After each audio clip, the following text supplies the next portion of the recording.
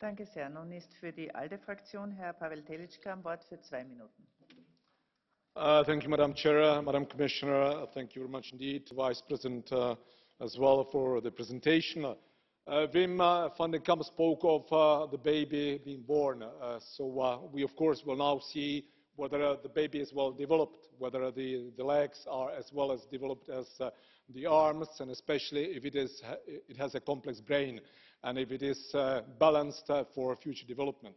I think that the philosophy with which you have approached it and the concept sounds good. I mean, that is one that one can quite subscribe to, even though you have referred to Jean-Claude Juncker's statement on no dumping. I would have appreciated if he would also add a little bit more on the market and also on the protectionism that we also see in Europe today.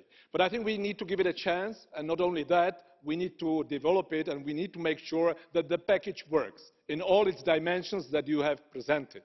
And we need to take into account that the backbone of the EU is the internal market, and the internal market is to function. And there is no room for protectionism, but there is also no room for misbehaviors, unfair treatment, let's say well below the need social standards, environmental aspects, all that definitely has to be addressed.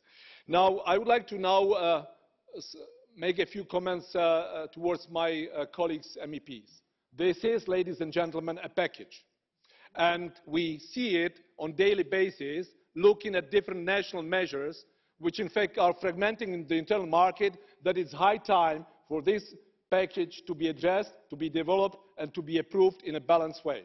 That means that we need to treat it as a package, and we need to make sure that the package will be approved still under this legislature. There is no other way, because the consequences of any other alternative are to the detriment of the internal market, of the rights of our entrepreneurs, the social rights of our workers, and of the European Union. Thank you.